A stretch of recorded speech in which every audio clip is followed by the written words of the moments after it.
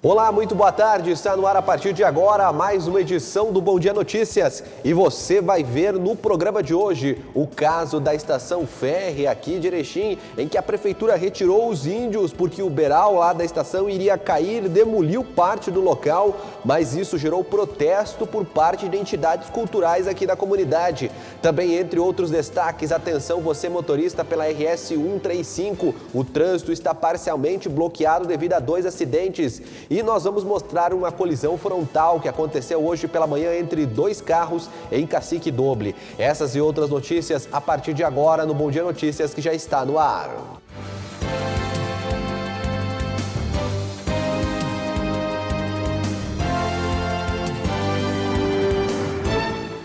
Boa tarde, meu amigo, boa tarde, minha amiga. Obrigado pelo carinho da sua audiência. Você que nos acompanha de segunda a sexta-feira com as informações de Erechim e da nossa região do Alto Uruguai Gaúcho. Obrigado pelo carinho sempre da sua audiência. A temperatura agora de 13 graus aqui em Erechim.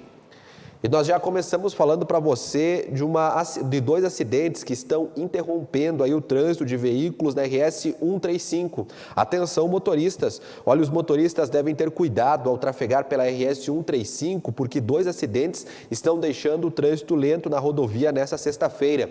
No trevo de Santa Lúcia, em estação, um guincho faz a retirada de um veículo batido no acesso ao município. Também, logo adiante, próximo à curva da Proteção, como é conhecida, entre a divisa entre estação e sertão, um caminhão está tombado no acostamento, ocupando parte da pista. O comando rodoviário da Brigada Militar acompanha esses 2 acidentes e o trânsito segue aí parcialmente interrompido nesses 2 pontos. Olha, agora pela manhã foi registrada uma colisão frontal em Cacique Doble. Olha, os bombeiros foram acionados por volta das 8 horas da manhã desta sexta-feira para atender um acidente no trevo de acesso à comunidade de São Luís Rei. No local, ocorreu uma colisão frontal entre 2 veículos com placas de Cacique Doble e São José do Ouro. Conforme os bombeiros, o condutor do veículo de São José do Ouro recusou atendimento. Já o outro foi transferido por um colega para o hospital de Cacique Doble. O condutor disse aos bombeiros que se queixava de dor no ombro e de tórax. Os veículos são uma caminhonete VW Saveiro com placas de São José do Ouro e um automóvel Ford Escort com placas de Cacique Doble. Ambos foram aí retirados da pista e o trânsito está liberado no local. O comando rodoviário da Brigada Militar de Passo Fundo acompanha aí este acidente. Verdade, de Lagoa Vermelha, né, que cobre esta área aí. Vamos falar agora da estação férrea aqui de Erechim. Olha, esse patrimônio histórico está abandonado há mais de 40 anos, quando os trens pararam de passar aqui por Erechim. Nesse tempo, o local foi invadido e em 2019, parte da estação foi cedida para grupos culturais. Nesse mesmo período, as invasões seguiram acontecendo. E no início deste mês, um laudo da Defesa Civil atestou o perigo de queda de um telhado que ficava na estação. Com isso, a Defesa Civil retirou indígenas que estavam no local e derrubou parte do telhado, afetando o trabalho dos grupos culturais. Veja agora na reportagem. As imagens de parte do telhado da antiga estação férrea de Erechim retirado chamaram a atenção da internet nessa semana. As fotos foram tiradas por este mestre de capoeira que desde 2009 realiza um projeto voluntário no local. Toda a troca de gestão a gente tem esse problema aí, entendeu? Eles dizem que vão reformar e tal, que precisa do espaço, mas ninguém dá uma solução. Eu tenho o Centro Cultural fundado ali desde 2009, né? Mas a gente já tinha trabalho ali dentro com capoeira, tinha dança gaúcha, hoje eles não estão mais, mas tem o Oldoni, que é o Grupo Avante lá, tem um outro grupo de dança lá, tem um grupo de dança de idosos também lá. E eu nunca consigo mexer na parte de trás, nem da frente lá, porque como é patrimônio, eles dizem que eu não posso arrumar, né? E na segunda-feira, a prefeitura teve lá para tirar os índios, eles tiraram os índios e todo o beirado de cima, que ele tem uma área de fora a fora na estação férrea, eles meteram o maquinário e arrancaram ele todinho, né?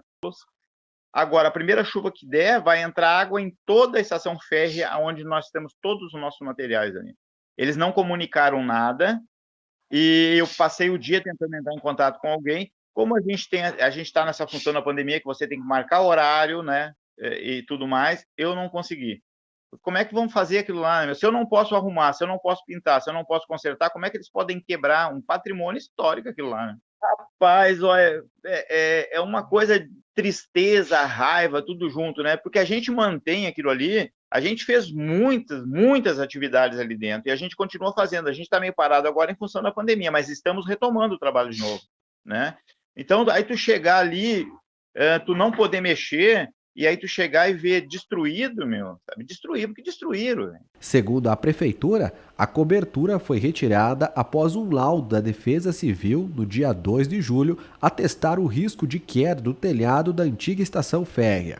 Antes, famílias indígenas que vieram de Charrua e estavam acampadas na área foram retiradas com o apoio da Secretaria de Assistência Social, recebendo alimentos, roupas e transporte para voltarem para a sua aldeia.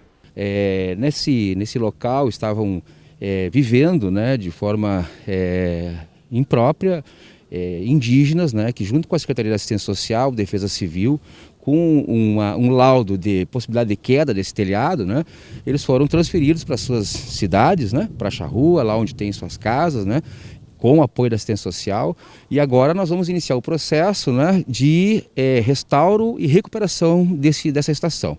Na tarde desta quinta-feira, representantes de vários órgãos realizaram uma visita técnica para um projeto de ocupação do espaço, que foi cedido pela empresa Rumo Logística, responsável pela malha férrea, para a Prefeitura até 2037. O objetivo, além de restaurar, é criar aqui uma área de cultura para várias entidades. Eu acho que esse patrimônio histórico do município de Erechim, a antiga estação ferroviária, deve ser preservada. Estamos com um olhar atento até no procedimento de remoção das famílias que aqui viviam em condições subhumanas. Vimos, nossa Defesa Civil nos orientou que era perigo de cair o telhado. Então foi feita uma remoção, agora estamos fazendo um trabalho de aos poucos tentar trazer esse patrimônio que é nosso de volta para o nosso município. Claro que existem famílias aqui que se estabeleceram, isso há mais de 20, 30 anos, então é uma situação delicada que já promovemos uma série de reuniões, já tivemos reuniões com os atuais moradores para tentar, de uma forma amigável, a chegar a uma solução para que aqui eles saiam e tenham uma condição de vida melhor também. E que devolva esse patrimônio tão lindo e tão histórico de volta ao município de Erechim. Nossa reportagem conseguiu entrar na parte interna da antiga estação, que é cedida aos grupos culturais. 2 outras partes do local foram invadidas por pessoas que insistem em residir na área pública. Ao longo dos anos, né, quer dizer, foi acontecendo, quando o espaço público fica sem uso, é natural que haja, né, por parte de quaisquer indivíduos, né, invasão, ocupação dos espaços. Né? O que nós estamos fazendo agora? Cumprindo uma determinação do nosso plano de trabalho cultural, né, que é esse nosso grande projeto, né, e com isso tomando as medidas necessárias. Exatamente por isso, né, que causa algum transtorno e a comunidade muitas vezes precisa saber de como realmente as coisas estão acontecendo. Né? Quer dizer, o fato de retirar famílias que estavam aqui, né, moradores que estavam aqui num espaço público, gera para essas pessoas uma resposta. Né? Então nós estamos tratando dentro da legalidade, né, nos valendo do Ministério Público Federal, da cessionária da Rede Ferroviária Federal, né, para que consigamos iniciar o projeto de restauro e entrega à população, à comunidade como espaço cultural. Muito bem, né? Vamos seguindo acompanhando essa situação aí, porque a cultura não pode parar. Agora a gente vai falar para você da alimentação da silagem de grãos úmidos no gado de corte. Tem trazido bons resultados aqui no Rio Grande do Sul. Atenção, você do campo, veja.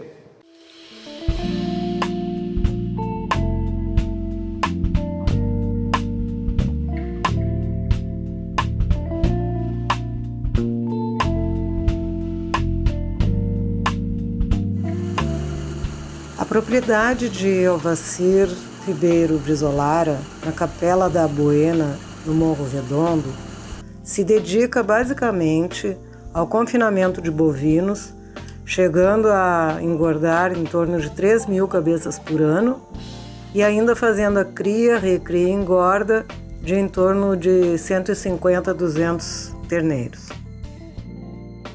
A alimentação dos animais é bastante complexa e, portanto, tem todos os controles e registros dentro de parâmetros técnicos constantemente vigiados. A gente produz a dieta do gado, né? Baseada em silagem de milho, de planta, né? Aí mais o farelo de trigo, farelo de arroz a gente também faz. Tem uma pré-mistura que a gente faz com sal, com ureia, com os concentrados, né? E o grão úmido, né? Toda feita aqui na propriedade. Toda feita na propriedade, né? A gente tem uns vagão aqui que misturam, né? Com balança, com tudo, que pesam, né? A gente faz a receita, põe ali e dali a gente vai distribuindo no coxo. Já misturado tudo, 100%.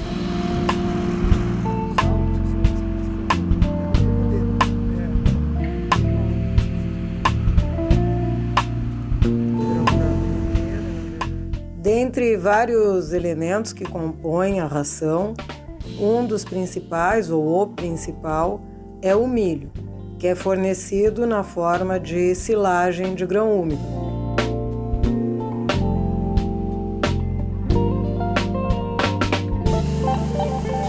Esse milho, que já vem seco, entre 17% e 20% de umidade,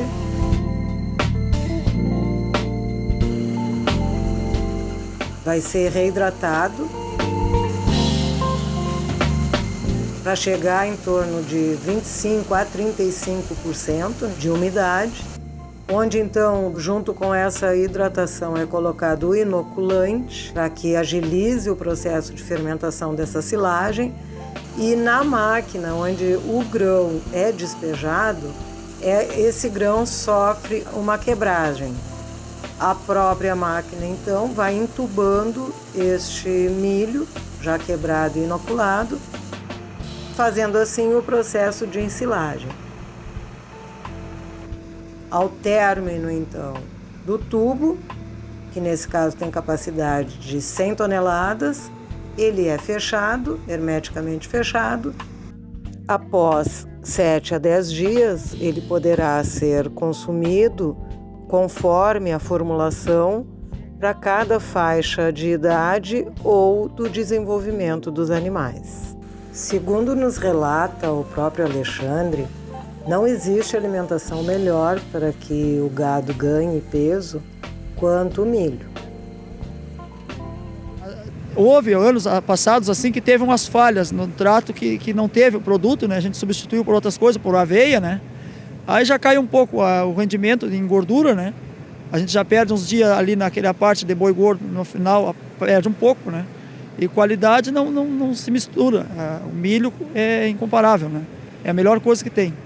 E tu vê a vantagem nos animais? Sim, com certeza. Tanto no paladar, né? Que eles ingerem muito bem a comida, né? Que a gente controla a quantidade de comida por cabeça, né? Vai muito bem. E no acabamento, né? Demora menos para engordar, apesar do milho ser um produto caro hoje em dia, ele te dá lá no fim ele te dá um resultado muito bom, porque comendo o grão úmido ele demora menos para engordar.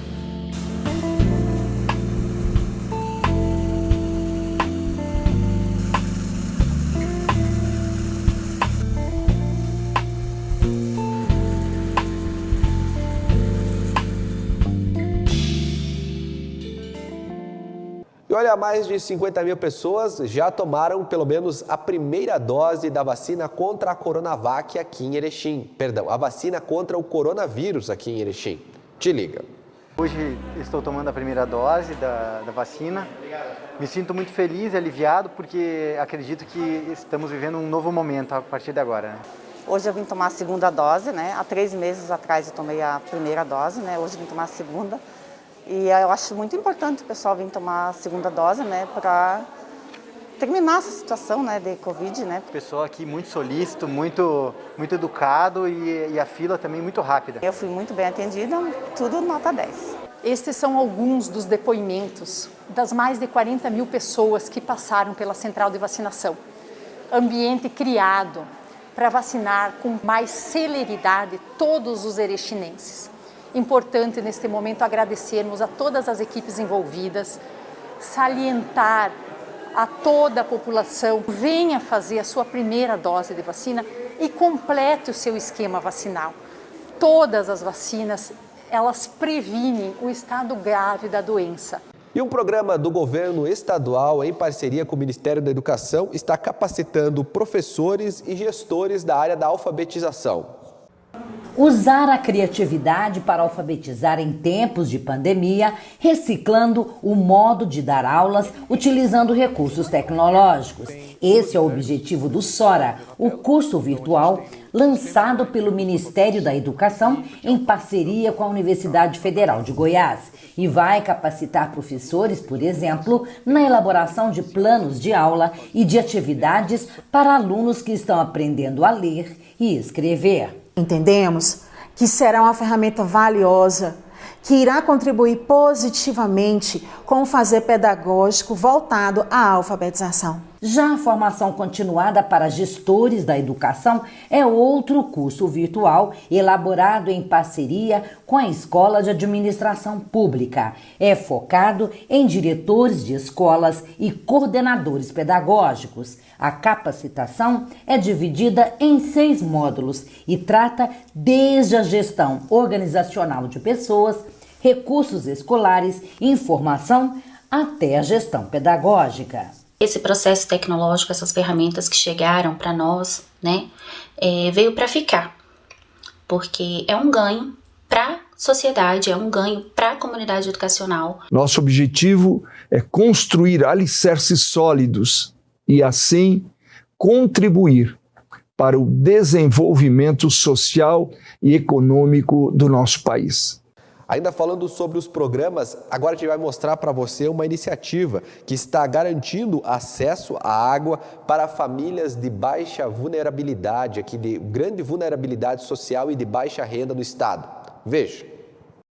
A estiagem afeta a produção, causando prejuízos irreparáveis nas lavouras e na vida de quem depende da produção agrícola. Para reduzir a falta de água nas propriedades, o governo do Rio Grande do Sul colocou em ação o programa Segunda Água, que garante o acesso à água para populações em situação de vulnerabilidade social.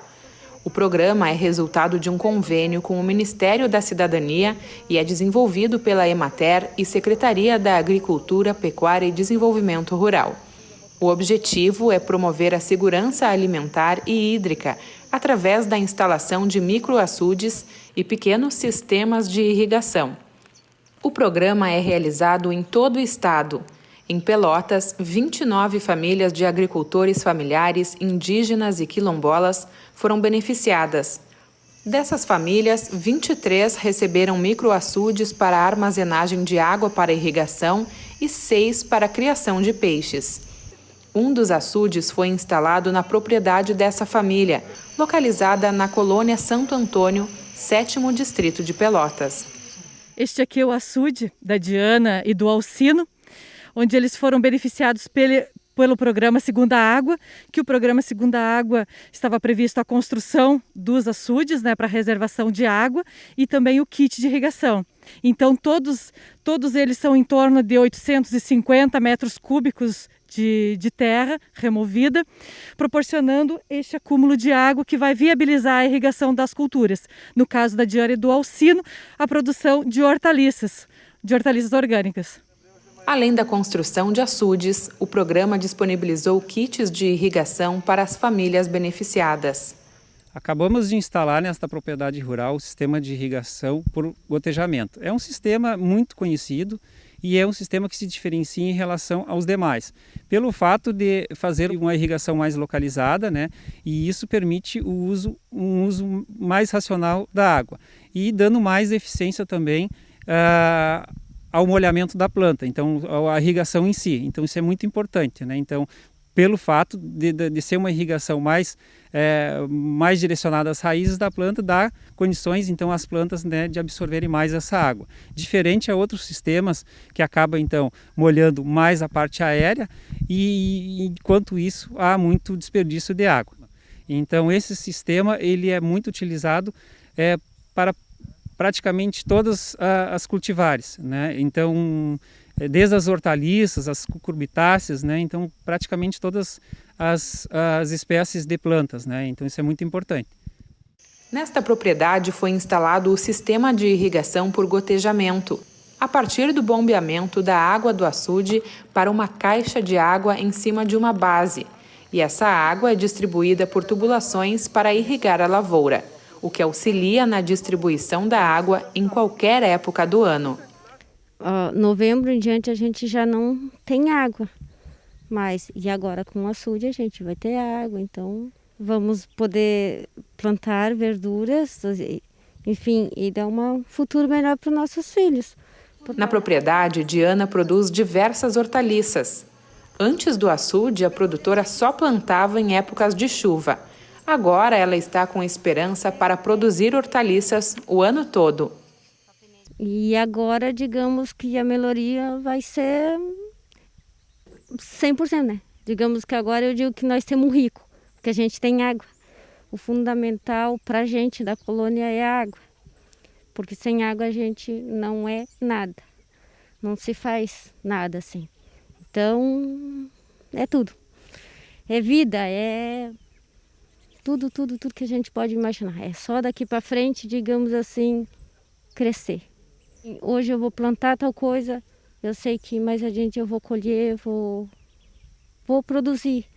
E não ficar só esperando na época. Ao todo, foram investidos mais de 26 milhões de reais no programa que beneficia 2.700 famílias em 68 municípios gaúchos. O programa foi destinado a famílias que estão cadastradas no Cadastro Único.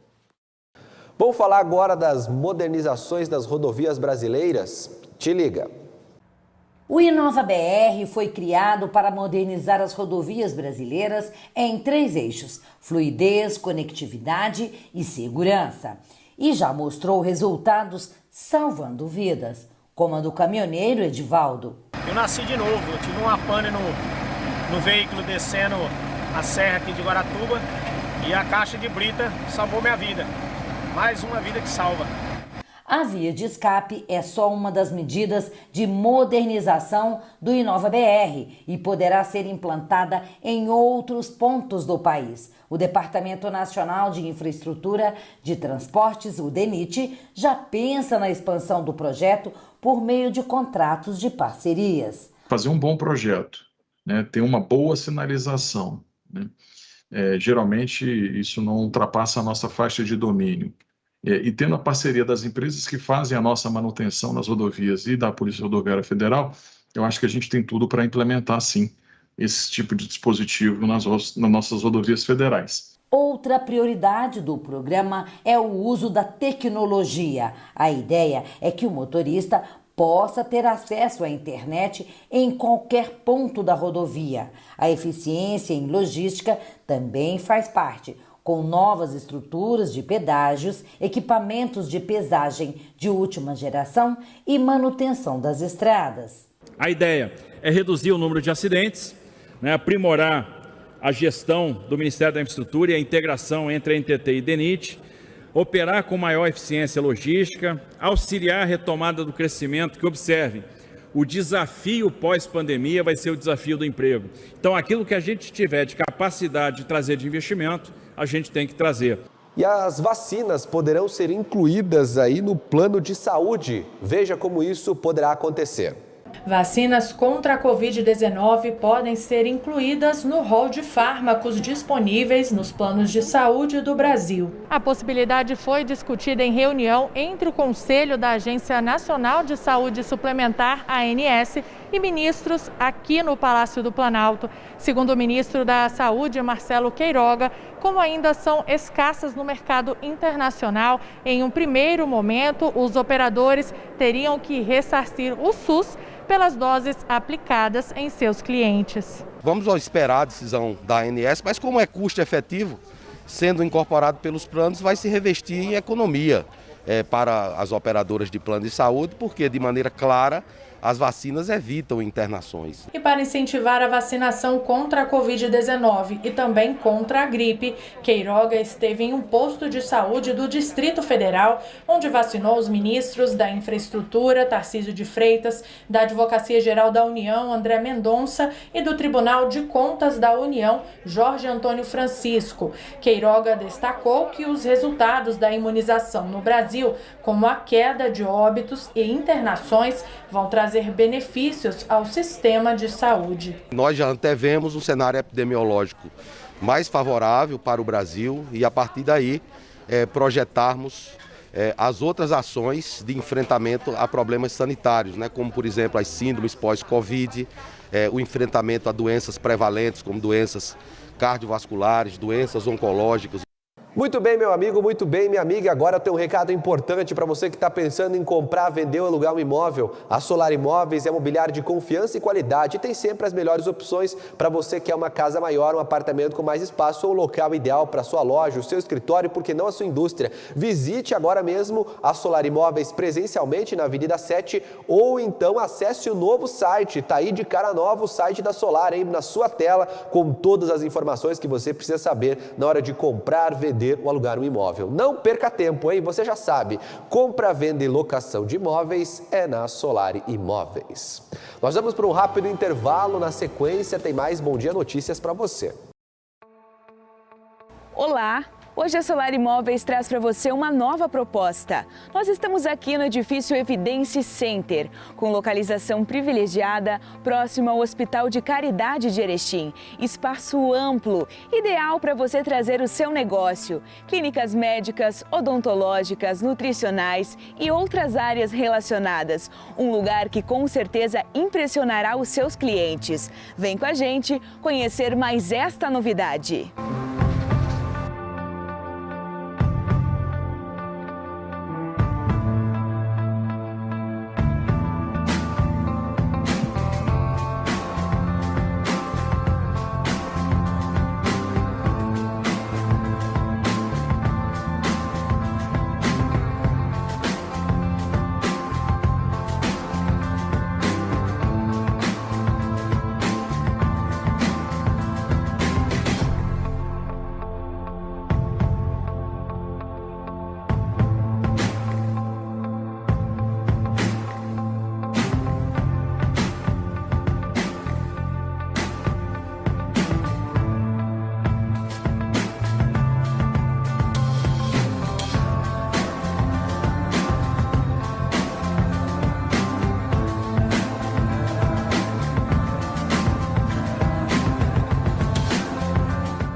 Vacinação contra a Covid-19. Você pergunta, o Ministério da Saúde responde. O seu Antunes já tomou a primeira dose da vacina contra a Covid-19 e agora está na dúvida. Ele precisa mesmo tomar a segunda dose? É claro que precisa. Seu Antunes, a segunda dose da vacina é fundamental para garantir a imunização contra a Covid-19. Além disso, quanto mais pessoas vacinadas com as duas doses, menor a possibilidade de transmissão da doença ao seu redor. Por isso, verifique a sua caderneta de vacinação. Veja a indicação da data para a segunda dose e, quando for a hora, compareça à unidade de saúde ou local de vacinação. Caso não possa comparecer no dia agendado, não deixe de se vacinar. E lembre-se, todas as vacinas oferecidas pelo governo federal são testadas e aprovadas pela Anvisa. Quando chegar a sua vez, vacine já. Baixe o aplicativo Conect SUS no seu celular. Ele é a sua caderneta digital de vacinação. Brasil unido por uma pátria vacinada. Ministério da Saúde, Governo Federal. Envelhecer com dignidade é um direito de todo ser humano. Muitos idosos sofrem vários tipos de violência. Violência física, psicológica, financeira, abandono, negligência. Violência contra o idoso é crime. As penas podem chegar a 30 anos de prisão. Denuncie. Ligue para o Disque 100. Abra seus olhos para a violência contra a pessoa idosa. Alô, nosso povo caipira de Erechim, Alto Uruguai. Eu sou o Jordano, apresentador do programa 100% Caipira, e eu tô convidando você para assistir o nosso programa todos os sábados, às 8 da noite, aqui pela TV Bom Dia. Você é o nosso convidado. O povo admira, dizemos o que amamos, enquanto for vivo vamos ser 100% caipira. Atenção! Mais uma vez, as UTIs Covid dos hospitais da região estão lotados e corremos o risco de ficar sem insumos hospitalares. É preciso agir. Atenção aos números. A AMAL e seu comitê técnico estão tomando medidas para preservar vidas. Cada um precisa fazer a sua parte. Use máscara, evite aglomerações, lave as mãos, cuide-se e cuide de quem você ama. Depois pode ser tarde. Voltei para reforçar a mensagem. Com a falta de chuvas e os reservatórios mais baixos, a gente precisa economizar energia e água. Atitudes simples aí na sua casa ou no comércio fazem a maior diferença. Tomar banhos mais curtos, não deixar a torneira ligada à toa e reduzir o uso do ar-condicionado. Energia e água, evite o desperdício para não faltar depois. Governo Federal, Pátria Amada Brasil. O Master traz até você a nova loja de compras virtual, loja.mastersupermercados.com.br. Num clique, sua compra está em casa. Acesse loja.mastersupermercados.com.br. Selecione os produtos de seu interesse, cadastre-se e faça o pagamento com os cartões e receba suas compras em casa. É fácil, prático e seguro. Loja virtual Master Supermercados. Num clique, sua compra está em casa. Master Supermercados. Tá no Master, tá em casa. O Bom Dia agora tem rádio. Acesse www.jornalbomdia.com.br para escutar a nossa programação. Grupo Bom Dia, jornal, TV, site, digital e rádio.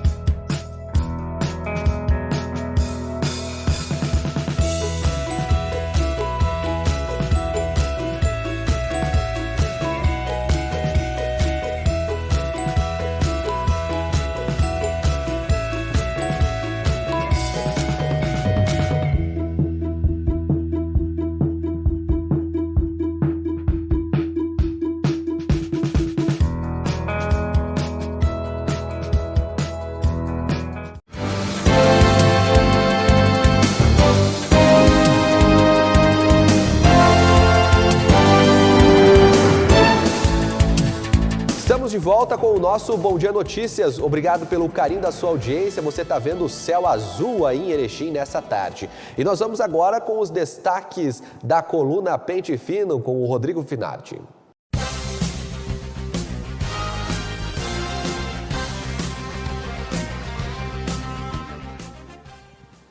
Muito bem, e agora nós vamos conferir os destaques da coluna Pente Fino com o jornalista Rodrigo Finardi, que já está aqui comigo para conversar. Uma boa tarde, Finardi. Boa tarde, Thay. Como é que está? Tudo certo, tudo bem. Falando da primeira informação, então, sobre a estação férrea, índios retirados, entidades afetadas e o projeto de revitalização. São várias coisas ao mesmo tempo. Uma foto do nosso colega, o Joey, que está aí, uma foto que revela a situação degradante que se encontra na estação férrea. Não é de hoje. Você passou vários governos que sempre fecharam o olho para a estação férrea. Lógico que não é um terreno da prefeitura, é necessário ter termos de concessões, de uso, de cedência, com a empresa que detém a concessão da malha ferroviária, que é a empresa de Curitiba, a Rumo. Hoje a prefeitura tem até 2037 um termo com essa empresa. Já faz quase mais um ano, nós tivemos uma parte onde os índios estavam morando na parte interna da estação férrea. No outro pedaço foi feito um terminal de ônibus.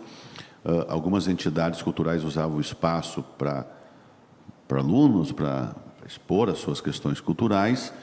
E essas pessoas que usam essas entidades acabaram dizendo que eles não tinham sido avisados que saíam retirados de lá. Diante dessa informação toda, eu fui atrás da prefeitura ontem, inclusive depois a TV esteve também lá, com o secretário de Cultura, Esporte e Turismo, Dendimar Alves, para ouvir a posição da prefeitura. Inclusive, a gente levantou essa pauta de manhã, já na noite anterior estava no nosso radar, várias pessoas nos mandando, E, após o nosso pedido, eles mandaram um release da Prefeitura. Então, eu simplesmente ignorei o release porque nós estávamos atrás da nossa matéria, uma pauta do Jornal e TV Bom Dia, não era uma pauta, um release da Prefeitura, né? E, diante disso, falando com as pessoas, quem acompanhou a matéria pode ver lá completa na TV Bom Dia, a justificativa é o seguinte, e tem umas coisas que eu acho corretas também. Primeiro, os índios não poderiam estar ali, foi uma maneira de também tirar os índios. Primeiro veio um laudo da Defesa Civil do município, onde tinha estruturas que pudessem cair. Tanto é que retiraram toda a parte que tinha aquele coberto, as telhas, né? Sim. O laudo diz que estava, mas o prédio está intacto, ele só está mal conservado, abandonado, à mercê do tempo de qualquer pessoa. Então, os cuidados foram... E o município tem culpa disso, já tem há mais tempo esse termo, né? Mas antes tarde do que nunca. Eu imagino que agora vai ser feito um projeto de revitalização do local. Nós temos vários locais no estado onde o pessoal já fez isso, e eu acho que Erechim está muito atrasado nesse segmento. Nós temos Passo Fundo, nós temos até viadutos, nós temos Gaurama aqui perto, nós temos Marcelino, que já cuidaram da sua parte da aviação fé, no lugar tem museu, no outro tem um trem, um pedaço, e Erechim simplesmente largou. Já vi vários projetos bons com relação, mas nunca saiu dos papel, como eu gosto de dizer. O que mais acontece dentro do setor público é os bons projetos morrer e mofar em gavetas. E esse é mais um que vem mofando faz tempo, né? Aí quando você troca os governos, infelizmente, se tu tiver um projeto bom, quem assume, e não é peculiaridade desse governo, a história mostra que é assim. É melhor tu deixar de lado um projeto de um outro para não dar moral para o teu adversário político. E quem paga é a população, quem paga é as entidades culturais, que precisam de espaço para... Então, o município tem que resolver isso. E eu acho, antes tarde do que nunca, mas nós temos que fazer esse resgate, mostrar que o município tem, sim, a sua culpa nessa situação que chegou à estação férrea. Sim, vamos acompanhando e atualizando também toda a comunidade sobre essa situação.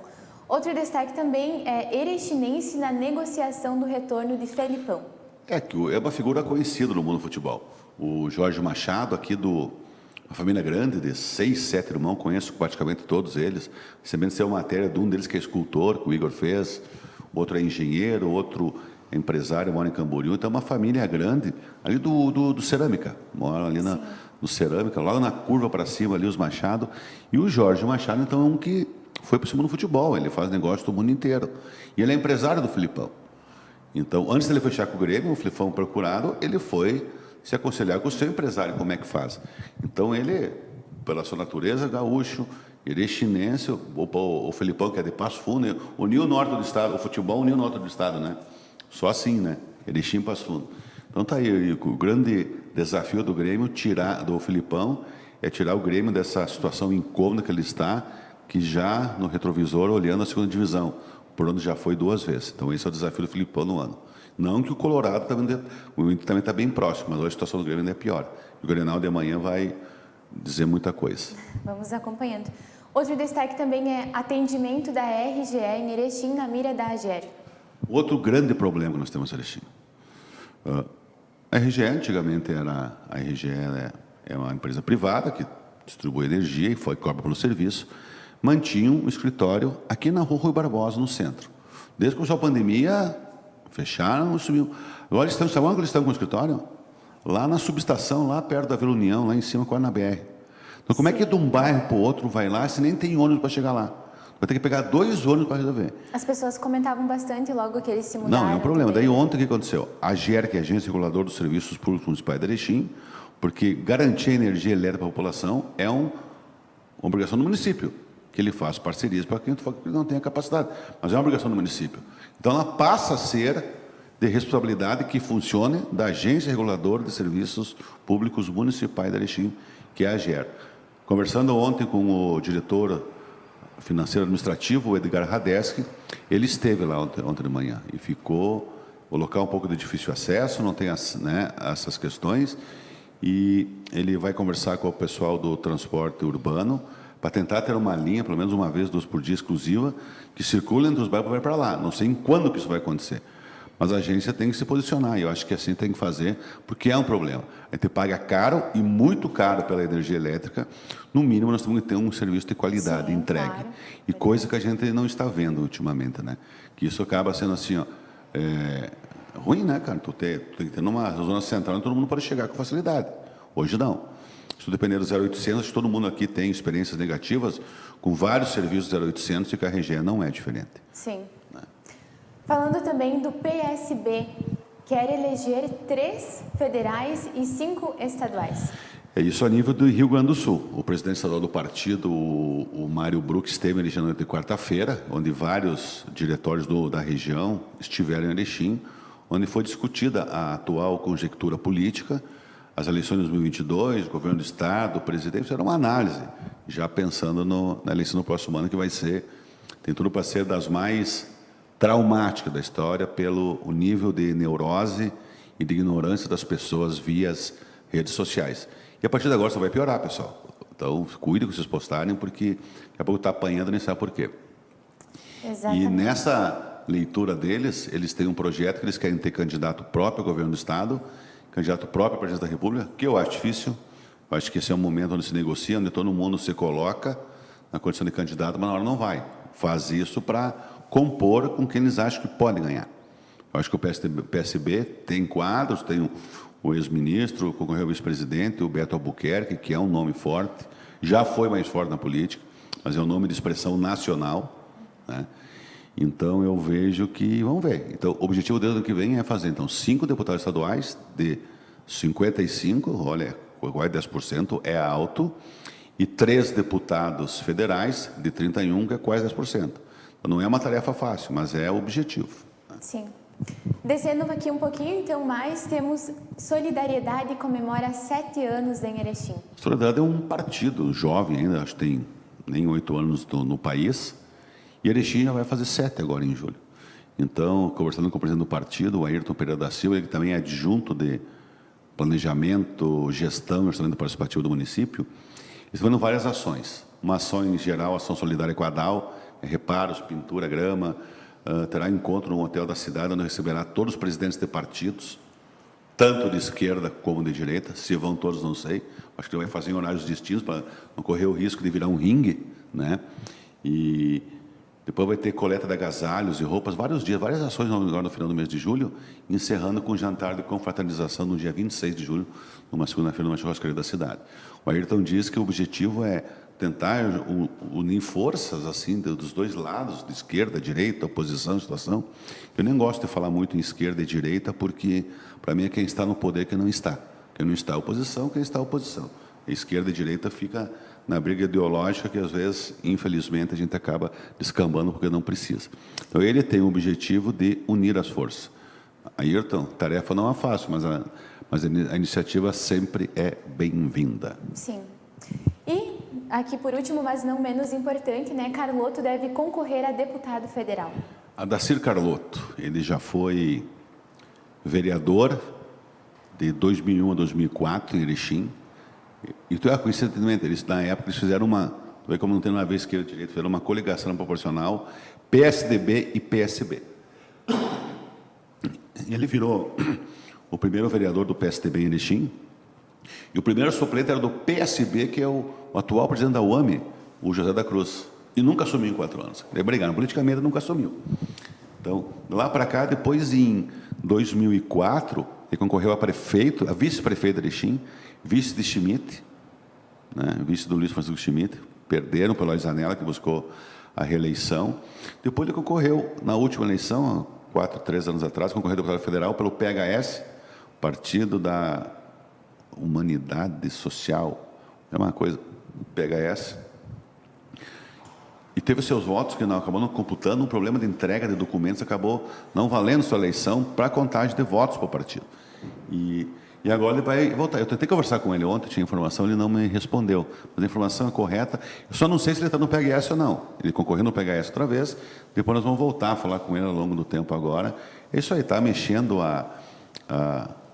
todos os partidos tentando se mexer, se valorizar. É esse o momento que nós vamos ter muita coisa aqui para frente. Muita coisa, realmente. Então, Finardi, muito obrigada. Lembramos, né, segunda-feira temos mais informações aí, destaques da coluna. Bom final de semana a todos. Muito bem, damos sequência. Chegando agora o comentário do Igor Miller. Te liga, opinião você também vê aqui.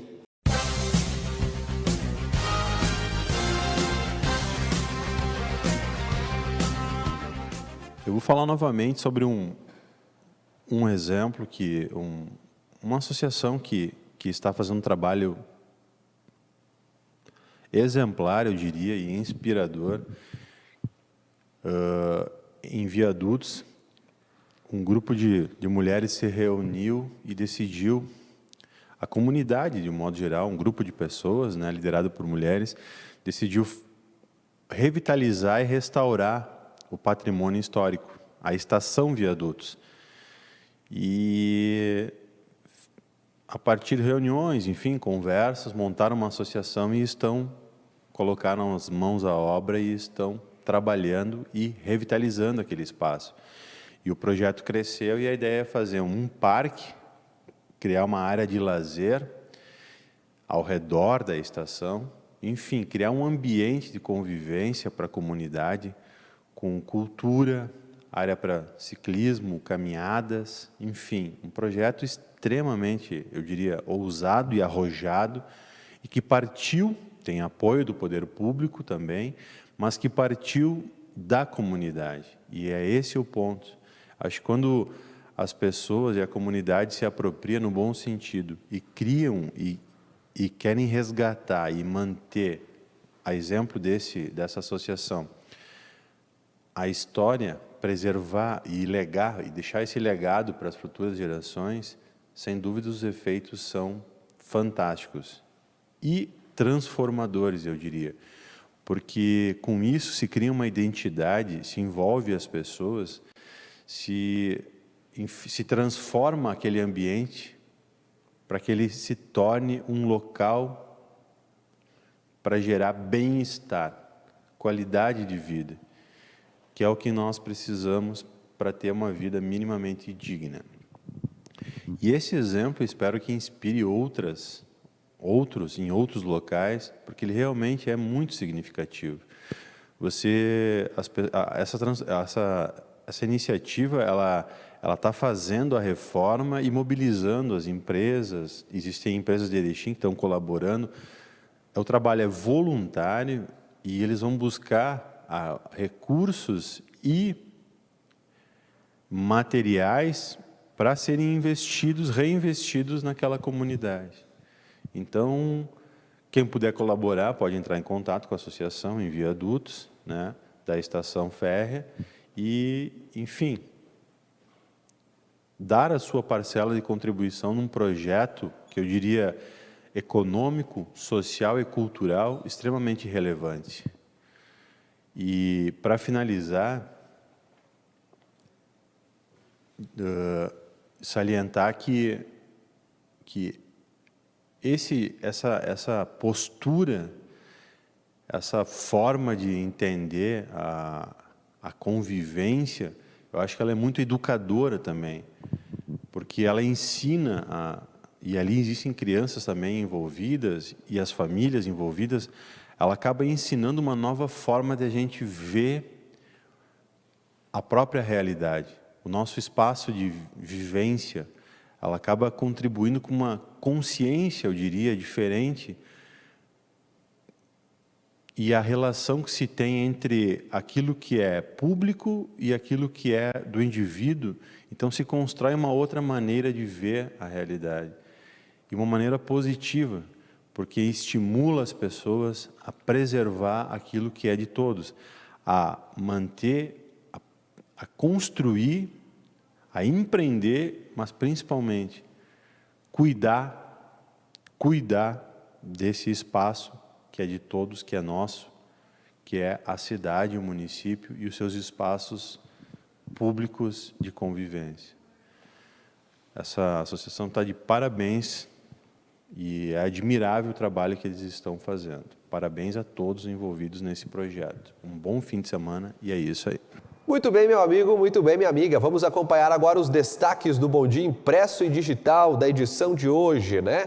Bom, tá aí ó, na capa do Bom Dia, índios retirados, entidades afetadas e a revitalização é o destaque na capa do Bom Dia. Na contracapa, a coluna Pedro Pente Fino fala mais sobre isso. E na página 3, terminal de passageiros do aeroporto de Erechim ganhará o nome de Jairo Castro. Na página 4 tem a opinião do Neivo Zago e na 5, Banrisul anuncia Plano Safra 2021 2021 e 2022. Na página 6 do Bom Dia tem mais opinião do leitor e o fato da foto. Além disso, na 7, direção da MAL, presente na posse do novo presidente da FAMURS. Na página 8, alas Covid, 52 pessoas estão hospitalizadas por complicações do coronavírus. E na 9, URI, plataforma de inovação das instituições comunitárias. Na página 10, a gente vê uma matéria especial da Tairene do Carmo, incentivo que gera comida e futuro para as próximas gerações. Os destaques da região na página 11 e também na página 12 e 13, onde você vê os destaques do Lions e do Rotary, que empossaram os novos presidentes. Na página 14, segue os destaques da região, tem os classificados na 15 do Bom Dia e na 19 tem também o trabalho do novo presidente da FAMURS, trabalho esse que transcende as barreiras políticas e partidárias ideológicas, a fala do novo presidente da Federação dos Municípios. Tem o canal de variedades, na segurança, 2 pessoas seguem desaparecidas há mais de um ano lá em Getúlio Vargas. E do esporte, o destaque de Diego Aguirre e Felipão. Na contracapa do Bom Dia tem ainda o Ipiranga, que hoje tem um confronto direto no Colosso da Lagoa. Mais informações para você no site jornalbomdia.com.br. Já que a gente falou do Felipão, roda a vinheta, Patrick, porque agora vamos falar de esporte. Muito bem, meu amigo, muito bem, minha amiga. Vamos falar de esporte agora com o Eric Oliveira. Boa tarde, Eric. Tudo bem, Leandro? Para todo mundo que nos acompanha, boa sexta. Vamos começar falando da seleção brasileira, o Brasil que decide a final da Copa América nesse fim de semana. É isso aí. Vamos embalados já com essa sexta-feira, final de semana com jogos muito interessantes. A seleção brasileira do Tite, que joga no sábado, às 21h30, Brasil e Argentina, um clássico das Américas. A seleção brasileira já treinou em Teresópolis, na Granja Comari, e faz esse jogo então no estádio Jornalista Mário Filho, no estádio Maracanã, 21h30, valendo o título. Depois de acho que uns 14 anos, esse duelo então entre Brasil e Argentina. Placar para esse jogo? 1-0 Brasil. Vamos falar agora de Ipiranga, porque o Ipiranga joga hoje, tem um jogo importante com Todos quem? Os rumos levam ao Colosso da Lagoa. O adversário, Novo Horizontino. Vice-líder contra terceiro colocado. Ipiranga e Novo Horizontino. Mais uma equipe paulista, mais um jogo duro, jogo que vale 6 pontos. Trabalho que teve uma semana de descanso, como o Diogo Sodré disse ainda no início da semana, é um jogo que o Ipiranga não entra para empatar, entra para vencer. Eu espero uma grande vitória na noite dessa sexta-feira, Leandro. Muito bem. E agora a dupla Grenal, hein? Mas antes, placar para Ipiranga e Mirassol. Novo Horizontino. Novo Horizontino. 1-0 para o Ipiranga.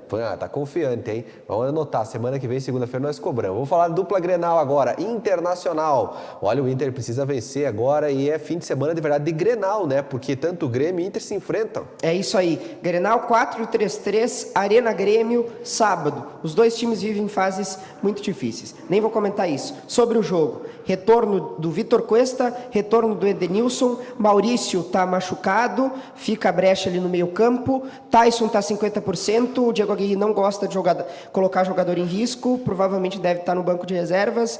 O Internacional que deve colocar o Saravia pelo menos na direita, essa é a projeção do time do Inter, que está a 3 pontos da zona de rebaixamento, então a vida não é boa para o Inter.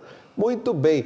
Placar, e o Grêmio vai ter o Filipão, né? Vai estrear o Filipão? Vai sim. Ontem o Grêmio fez um treino em São Paulo com o Thiago Gomes, que agora vai fazer parte da comissão técnica. O Filipão já chegou, às 9h30 treinou, ainda não teve a apresentação oficial, mas logo depois do treino que aconteceu no centro de treinamento do presidente Luiz Carvalho, o Filipão é anunciado, estará na casa-mata do Grêmio para esse jogo, o confronto com o Clássico Grenal, com algumas modificações. É provável que nós tenhamos alguma contratação, se cogitou em Juliano, o Felipão tem carta aberta para fazer qualquer tipo de modificação. Se espera que talvez ele possa jogar com o Jeromel, Juan e com o Walter Kahneman, com uma linha de 3 zagueiros. Pelo lateral esquerdo, o Guilherme Guedes é um jogador que ele tem uma preferência, até porque o Diogo Barbosa não está jogando muita coisa. Tem dúvida entre Diego Souza e o Ricardinho, Wanderson ou Rafinha, várias dúvidas. Mas eu coloco sim, eu estou otimista para esse Grenal. Acho que vamos ter um jogo bom. Dá para conferir aí vitória de alguém desse jogo aí? Difícil, mas eu aposto em 1-0 para o Grêmio. Se bem que o Internacional, o Diego Aguirre deu uma provocada, ele disse que pode ser uma oportunidade da comissão técnica do Diego Aguirre dar uma alegria rapidamente para o seu torcedor. Mas eu coloco o Felipão, que é o fato novo. E por que desse meu palpite? Porque o fato novo falado pelo Marcos Herman, a direção fez. O Internacional não tem nenhum fato novo. O fato novo é o Felipão. Então eu aposto em 1-0 para o Grêmio no dia de amanhã. 5 da tarde, no Virando o Jogo, você acompanha todos os detalhes aí da preparação desses jogos. Vai falar do Atlântico e tem muito mais para você ainda. Não perca. Obrigado, Eric. Um abraço, Leandro, para todo mundo também. Ótimo final de semana para todos. Informações agora da previsão do tempo.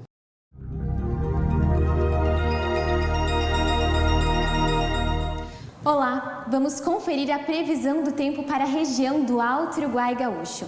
Prosseguimos com o tempo firme aqui na região e o sol predomina nesta sexta-feira. De acordo com os meteorologistas, essa condição do clima prossegue até a metade da próxima semana. Vamos ver como ficam as temperaturas. Aqui em Erechim, a mínima será de 8 graus e a máxima de 20.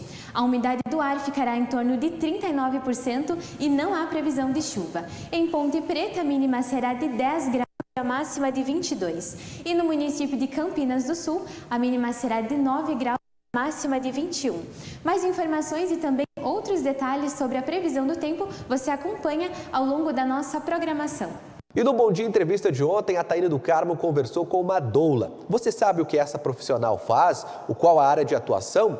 Veja agora, principalmente você que é mamãe. Te liga! Você conhece o que faz uma doula? Já ouviu falar desta profissão?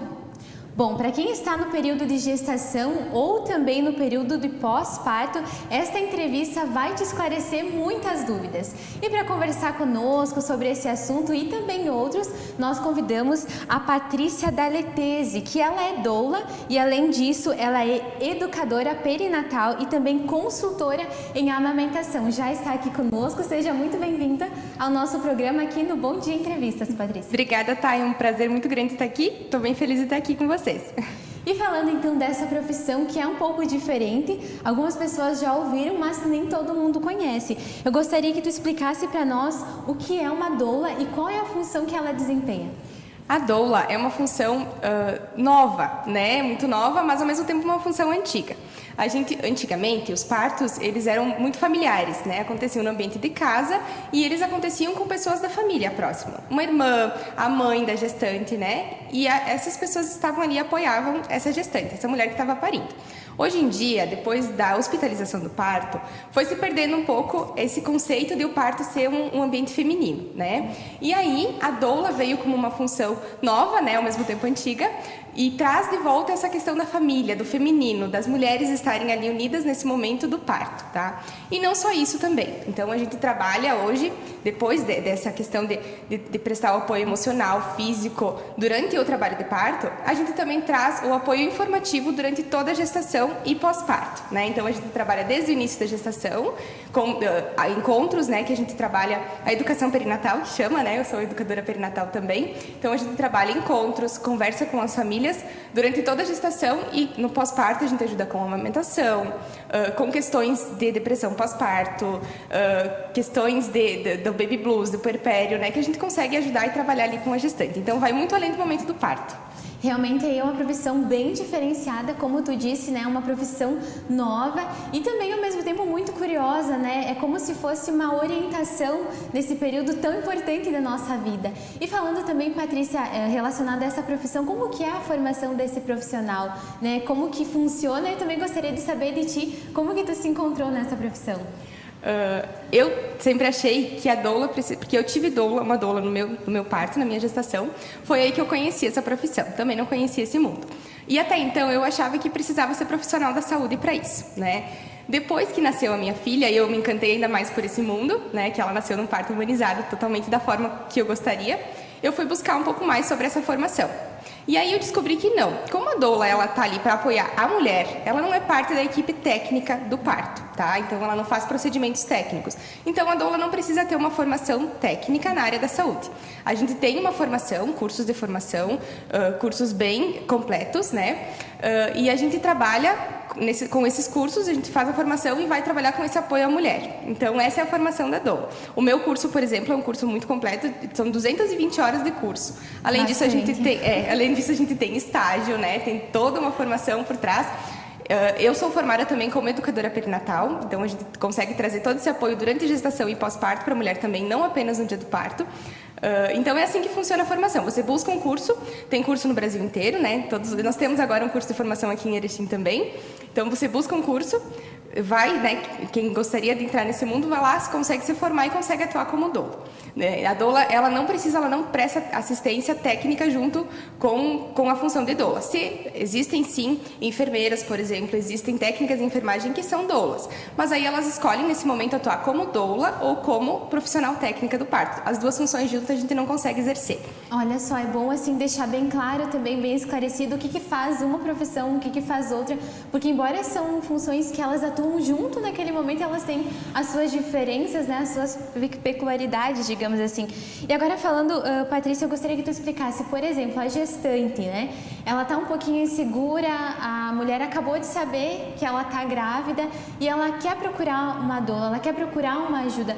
Como que funciona esse acompanhamento? Ela te procura? É um acompanhamento assim semanal, mensal? Como que funciona a orientação de doula para quem está em casa, está curioso de saber? Sim. Então, quando a gestante entra em contato, né, eu sempre busco frisar, né, para que esse acompanhamento seja buscado no início da gestação, porque aí a gente tem muito mais tempo para acompanhar, né? Claro que se a gestante for decidir que quer uma doula e buscar no final, a gente também consegue fazer bastante coisa. Mas quanto antes, mais tempo a gente tem para fazer esse acompanhamento. Então, eu trabalho no meu programa de assistência com 5 encontros presenciais. Ou eu posso fazer também online, né? A gente também hoje trabalha com online, também né? mais amplo agora. Exatamente, né? Isso a pandemia nos trouxe e eu acredito que vai ficar, né? Essa questão dos encontros online e ajuda bastante, né? Então, eu posso trabalhar dessa forma online ou presencial, são 5 encontros. Nesses encontros, a gente trata de diversos assuntos, né? Como amamentação, pós-parto, as fases do trabalho de parto em si, para a gestante saber o que esperar, né, nesse momento, cuidados com o recém-nascido. São diversos assuntos. A gente faz o plano de parto, que é um documento que a gente vai usar lá no hospital no dia que a gestante entrar em trabalho de parto. Além disso, eu fico disponível para esse casal, né, esse acompanhamento por WhatsApp a qualquer momento. Então, qualquer dúvida que surgir, no meio da madrugada, eu estou lá com o meu celular e eu respondo e eu estou ali disponível para ajudar, porque a gente sabe que a gestante é um bicho curioso, né? A gente sempre fala que quer saber de tudo, graças a Deus, né? Que é um mundo muito grande, então a gente tem mesmo buscar informação. E a gente tem muitas dúvidas e muitos medos, né? Que cercam, porque é uma coisa nova. A gente não sabe muitas vezes o que está acontecendo com o corpo. Às vezes acontece alguma coisa que você não sabe o que é, que pode te deixar preocupada. E não é bom esse sentimento. Então eu estou ali o tempo todo no WhatsApp para acalmar. Coisas que estão dentro da minha alçada, eu consigo ajudar a gestante a resolver. Coisas que fogem um pouquinho, eu já posso orientar ela, né? Se precisar buscar o hospital, alguma coisa assim, a gente orienta, posso ir junto quando precisa. Então, vou ter que ir para o hospital. A doula vai junto, a doula está ali junto, vai para o médico junto, se for alguma coisa que precisa. Esse apoio, eu tento fazer com que a gestante entenda que ela não está sozinha nesse momento. Que ela tem um apoio, além de uma pessoa que já passou por isso, também o apoio de alguém que entende um pouco mais do que está falando, entende um pouco mais desse mundo, né? Realmente, e é um processo também, acredito, na minha visão, muito delicado. Também de tu conhecer, principalmente no início da gestação, de tu conhecer a pessoa, né, de tu conhecer a mulher, de tu esclarecer as dúvidas, porque é tudo muito novo quando se descobre uma gravidez. Então esse acompanhamento, ele realmente é extremamente necessário. E falando também uma dúvida que às vezes as pessoas podem ter é em relação ao parto, né? A doula, além dela fazer esse acompanhamento, ela acompanha no parto, tanto o normal quanto o de cesárea. Como que funciona esse acompanhamento? Como que a doula auxilia, né, digamos assim, nesse momento? Eu sempre costumo dizer que a doula não acompanha a via de parto, a doula acompanha a mulher, independente do que ela decidir. Então, se a gestante decidir que ela quer ter um parto cesárea, é uma decisão dela. Eu sempre busco que essa decisão seja informada, tá? Eu tenho uma frase que eu acho linda, que é que tomar uma decisão sem ter informação não é uma decisão consciente. A decisão consciente, ela vem de tu ter informação para isso. Então, eu sempre tento levar essa informação. E com base na informação, com embasamento científico, a gestante vai decidir a via de parto que ela quer optar, tá? Então, a doula, ela acompanha as duas vias de parto, tá? Ela está aí presente tanto para a cesárea quanto para o parto normal. É claro que a doula é muito mais conhecida por estar presente no parto normal do que na cesárea, mas a gente está tentando mudar esse conceito. Porque todo esse acompanhamento antes do parto e depois do parto é importante, independente da via de parto, né? Se a gente for pensar o pós-parto de uma mulher que passou por uma cesárea, ele é um pouco mais delicado do que o pós-parto de uma mulher que passou. É um caso, né? Exatamente. Diferente. E aí a gente tem toda a ajuda com a amamentação, né? Com os cuidados com o recém-nascido, com o cuidado com a mulher em si no pós-parto, enxergar aquela mulher, tá ali para ela também, não só para o bebê. Isso tudo a doula consegue fazer independente da via de parto. Olha só, realmente é um serviço extremamente essencial, né? E falando também dessas questões essenciais, uma das essenciais é esse assunto sobre a amamentação. Daí a gente percebe assim que tem N casos, né? Tem algumas mulheres que têm muita produção de leite, outras já não tem tanto. Então, nesse sentido, quais são as dicas assim que você daria nesses casos, assim, tanto para aquela que tem muito leite e aquela que não tem muito, né? Quais seriam as orientações? Partindo de um contexto de que não seja um problema de saúde da mulher, né? É uma coisa que a gente tem que buscar auxílio médico. O que regula a produção de leite da mãe é a demanda do bebê. Então, o que isso quer dizer? Colocar esse bebê no peito. Quanto mais o bebê estiver ali estimulando o peito da mulher, mais leite ela vai produzir, tá? Isso a gente trabalha muito nos encontros. A gente fala sobre a sucção nutritiva, que é quando o bebê está ali no peito para realmente mamar e se alimentar, e a sucção não nutritiva, que é quando o bebê vem pro peito para chupetar o peito, né? Todo mundo já ouviu esse termo. Esse bebê só tá te fazendo teu peito de chupeta. Mas, na verdade, esse movimento de o bebê estar ali mamando sem realmente engolir leite, né, ingerir leite, ele é muito importante para a demanda, para a produção da mulher se ajustar, né, para aquele bebê. Então, para os dois casos, tanto para a mulher que tem pouco leite, a gente indica que coloque o bebê mais no peito, que estimule mais esse peito. E aí tem outras coisas que a gente tem que avaliar. Por exemplo, se a pega do bebê está correta, né? Porque às vezes ele não está fazendo uma pega correta, então não está conseguindo extrair leite, e aí não produz leite porque não está conseguindo extrair, então isso a gente precisa de um manejo adequado. Tudo né? É uma orientação, né? Uma orientação muito individual. São detalhes ali que podem fazer muita diferença. Até muitas mães falam dessa questão daí acaba tendo dor, né? Porque tem muito leite, é bem delicado. A apojadura, que é o que a gente chama da descida do leite, né? O momento que o leite desce depois do parto, que isso acontece em torno de 3 dias, ele é caracterizado por um peito muito cheio e muita dor. O peito fica edemaciado mesmo, né? Ele fica inchado, enfebrado, e nesse momento tem dor. Então, normalmente é nesse momento que eu faço uma visita de pós-parto para as gestantes que eu acompanhei. E se for uma gestante que me procure só, uma mãe, né, que me procure só para o pós-parto, então eu faço nesse momento a visita para o pós-parto. Porque ali eu vou conseguir ajudar na prática coisas que a gente fala na teoria. Por exemplo, a fazer uma ordenha manual antes do bebê ir para o peito mamar. O que essa ordenha ajuda? O peito ficar um pouco mais macio e a gente ter a flexibilidade do bico do peito. E o bebê conseguir encaixar e não machucar a mãe, né? Porque a maioria das mães que relatam dor é porque a pega realmente não está certa, o peito está muito demasiado, e aí quando o bebê vai pegar, realmente machuca.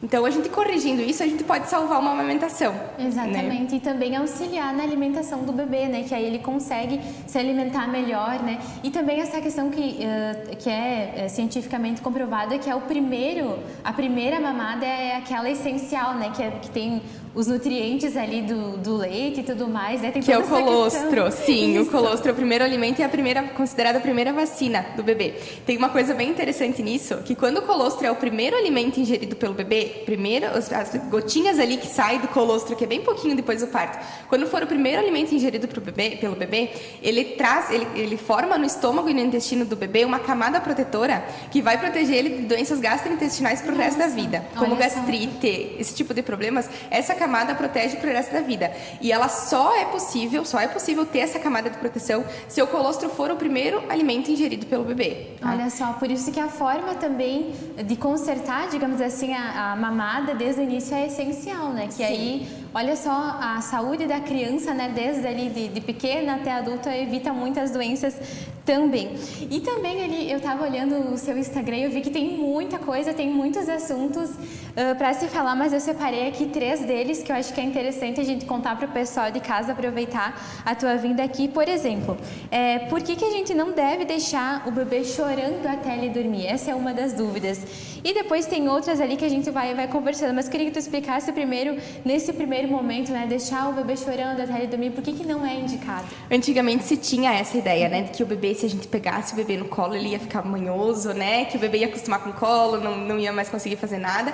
E as nossas mães, né, as mães das nossas mães, faziam dessa forma, pois achavam que era a forma certa, né?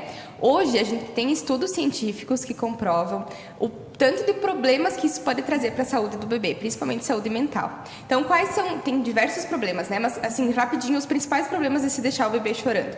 Quando o bebê está chorando, está estressado, o comando de defesa, isso é muito primitivo, tá? O bebê não faz isso pensando, o bebê é por instinto, né? Então, o que o bebê está produzindo enquanto ele está ali preocupado, chorando? Adrenalina e cortisol, que são hormônios do estresse, que são hormônios que deixam ele ligado. Então, nesse momento, o bebê está preocupado com a sobrevivência dele. Quando ele está preocupado com a sobrevivência dele, ele está deixando de se desenvolver. Ele está deixando de olhar, por exemplo, a mãozinha dele, de olhar o ambiente do quartinho dele, o que tem ao redor dele. Ele está deixando de aproveitar esse momento para se desenvolver, para se preocupar com a sobrevivência dele. Além disso, o excesso de adrenalina e cortisol pode causar a morte de neurônios. Isso é muito grave, né? Isso a gente está falando de um bebê que é deixado horas chorando até dormir, tá? Isso é muito perigoso. Que é um dos casos mais comuns que a gente acompanha, né? E aí, o que as pessoas... Porque o que acontece? O bebê pega no sono, né? Depois de tanto chorar. Daí, o que as pessoas pensam? Olha, ele só precisava disso. Só precisava que a gente deixasse ele aprender que precisava dormir sozinho. Mas, na verdade, não é isso que acontece. O que acontece é que o nosso cérebro ele tem um comando de defesa. E quando o bebê está ali produzindo muita adrenalina e cortisol, o cérebro está tão estressado que ele chega a um ponto que ele vai se desligar. E ele se desliga para não desmaiar. Olha só. Então não quer dizer que o bebê pegou no sono. O cérebro do bebê se desligou para ele não desmaiar.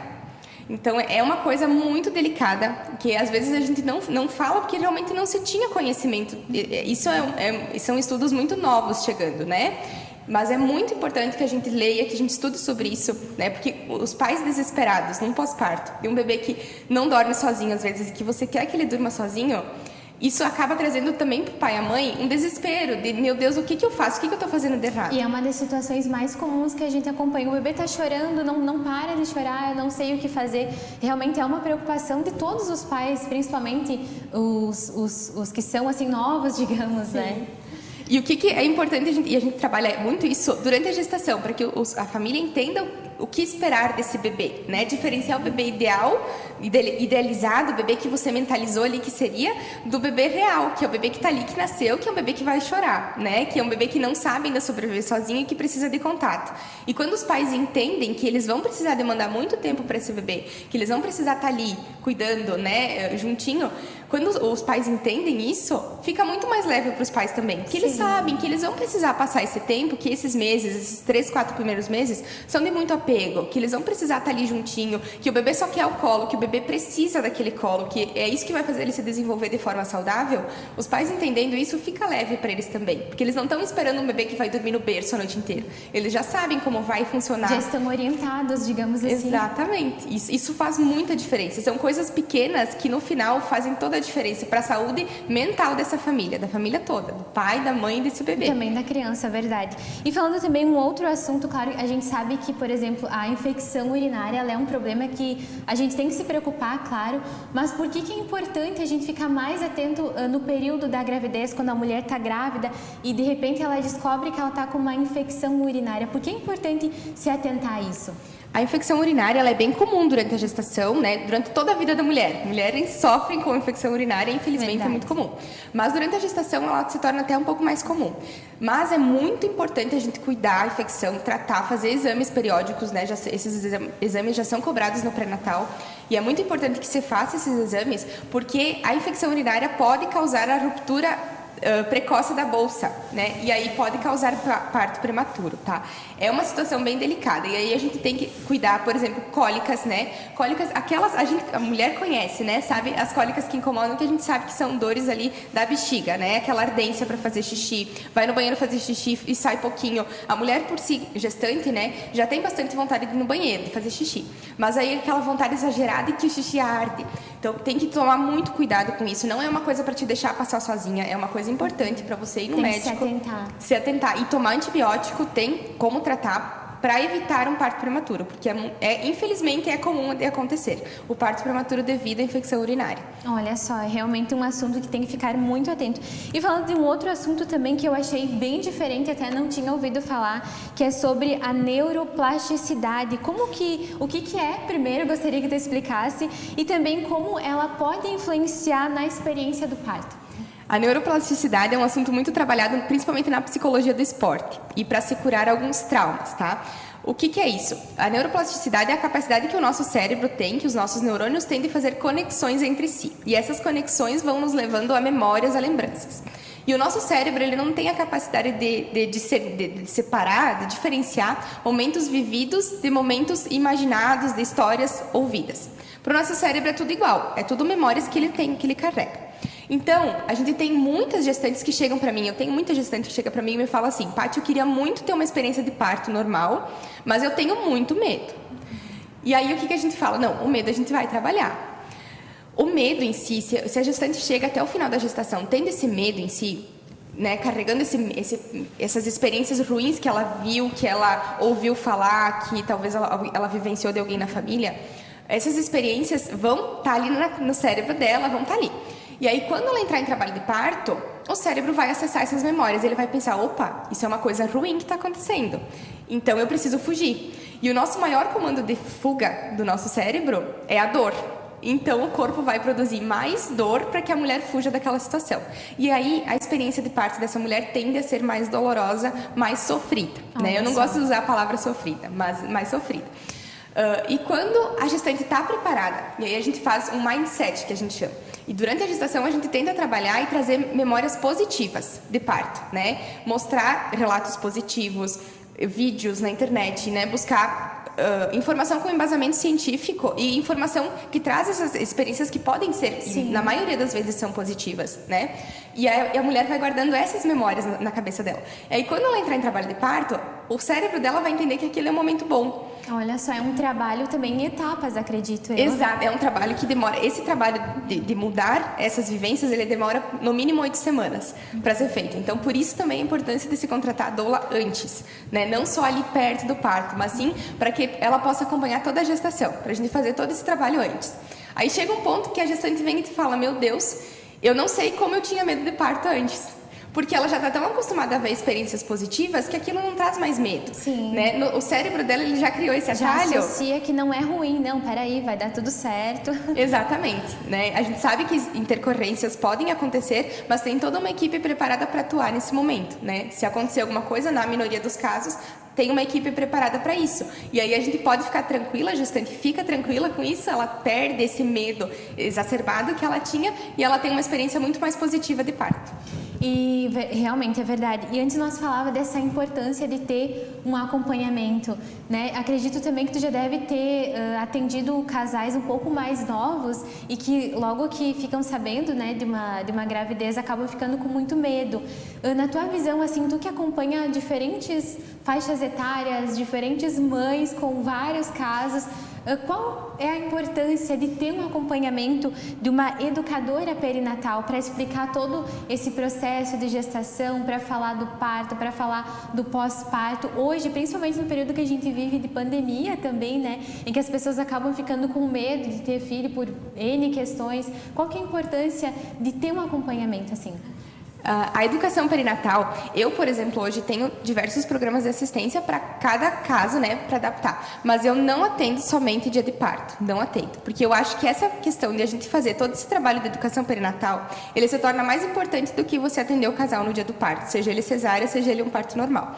Então, a educação perinatal, ela trabalha assuntos que vão preparar esse casal, não 100%, porque você nunca vai estar preparado 100% para uma experiência totalmente nova, mas prepara o casal para lidar com esse bebê que vai nascer, né? Prepara o pai para lidar com as emoções que a mãe vai sentir no pós-parto, né? Por toda a mudança hormonal que tem. Prepara o casal para todas as mudanças que eles vão ter no relacionamento deles, né? Afinal, tá chegando um novo serzinho aí na família, né? Que até então tava na barriga tudo tranquilo, aí de repente vai estar aí no mundo. Então a gente prepara o casal para lidar com tudo isso, né? E prepara também para lidar com conhecer os cuidados necessários com o recém-nascido, né? O que é mito, o que é verdade, porque tem muita coisa que a gente carrega que se acreditava antigamente, que hoje a gente já sabe que não precisa mais, né? Antigamente, sim, por exemplo, se enfaixava o umbigo do bebê, né? Para o umbigo não sair para fora. Hoje a gente sabe que, na verdade, tem que deixar o umbigo cicatrizar sem nada em cima, né? Então, são coisas pequenas do dia a dia que, às vezes, geram dúvida, principalmente em casais mais novos, em casais que talvez não estavam esperando uma gestação, né? Seja da idade que for, mas que não estavam esperando essa gestação. Então, isso a gente consegue trabalhar, né? E durante a gestação, para que esse casal se acalme, né, entenda o que está acontecendo, e o conhecimento ele traz calma para a gente, porque a gente sabendo o que vai acontecer, a gente fica mais tranquilo. Se prepara também. Exatamente. Então, essa é a função da educação perinatal, que eu acho que é mais importante do que a presença de uma doula no momento do parto. Porque quando o casal está bem preparado e sabe tudo que vai acontecer no parto, no pós-parto, com a amamentação, muitas vezes eles nem precisam da doula ali muito perto. A doula fica mais, sabe, para prestar algum apoio que precise, mas eles vão estar tão preparados, tão empoderados, que eles vão conseguir lidar com o momento sozinhos. Realmente é um universo, né? Falar do que é a doula, falar de todo esse universo, porque em si a amamentação é um universo, a gestação é outro, o parto é outro. É um assunto assim que rende várias entrevistas, digamos assim. Mas só pra gente, antes de nós finalizar, estendendo um pouquinho o assunto, eu gostaria que tu falasse um pouquinho sobre essa realidade do sistema obstétrico aqui no Brasil. O que a gente se pode afirmar, assim, com base no que tu acompanha, do que tu estuda, o que a gente pode afirmar em relação a esse assunto? Hoje em dia, aqui no Brasil, a gente ainda tem muito uma cultura cesarista, tá? Então, a gente sabe que a maioria dos casos, de 80% a 90% dos casos de partos no hospital, na rede particular principalmente, são cesarianas, né? Algumas necessárias, a grande maioria não, né? Cesarianas eletivas, que muitas vezes ocorrem por medo da família, por falta de conhecimento do processo, né? Famílias que talvez teriam a vontade, mulheres que teriam a vontade de ter a experiência de parto e que não têm, médicos que nem sempre estão preparados para atender, que estão atualizados com evidências científicas, né? A gente sabe que os médicos às vezes não se atualizaram, tem ainda aquela visão de que a cesariana é a única opção, ainda usam alguns procedimentos que hoje são considerados violência obstétrica. Então, é muito importante que o casal, quando decide que quer ser protagonista desse momento, seja ele de uma cesariana, seja ele de um parto normal, quando o casal quer ser protagonista, porque a humanização é isso, a base da humanização é a mulher como protagonista do seu parto, porque esse é o momento da mulher, não da equipe médica. Não é o momento do médico, é o momento da mulher. É muito íntimo, né? Exatamente, a gente está tentando retornar. Esse é o movimento de humanização aqui no Brasil, tentar retornar o protagonismo dessa mulher, que ficou esquecida, né, no cenário obstétrico. Então, a mulher ficou esquecida, o médico vai lá, tira o bebê, e pronto, né? A partir dali, então, o bebê é com o casal, né? O bebê vai para a família com o casal. Mas o parto não. E na verdade não. Na verdade, o nascimento do bebê começa ali, né? O vínculo da família ele vai se estabelecendo no momento do parto, independente da via, né? Então a gente precisa que esse momento seja o mais tranquilo possível, que essa transição seja o mais leve possível, tanto para a mãe quanto para o bebê. E é isso que a gente tenta trabalhar. E aí tem que se buscar muito médicos que estejam alinhados com essa visão que esse casal busca, né? Com esse objetivo que você tem de ter esse atendimento mais humano.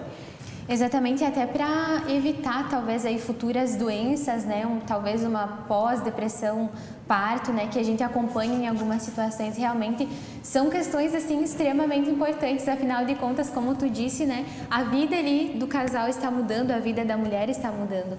Patrícia, então, já chegando aqui ao fim da nossa entrevista, realmente uma entrevista muito esclarecedora aí para quem não conhecia a profissão ou para quem já tinha ouvido falar, mas né, gostaria de saber mais a respeito disso. Nós agradecemos muito sua presença aqui, por ter aceito o nosso convite para explicar melhor como funciona tudo isso e para quem gostaria de ter esse acompanhamento, né? Então, muito obrigada pela sua presença e vou pedir também se alguém tiver alguma dúvida ou mais, como é que faz para te procurar, para te encontrar, para te passar mais orientações. Eu que agradeço estar aqui, é muito bom estar aqui tentando esclarecer, né? Chegar ao maior número de pessoas possíveis para que conheçam esse trabalho.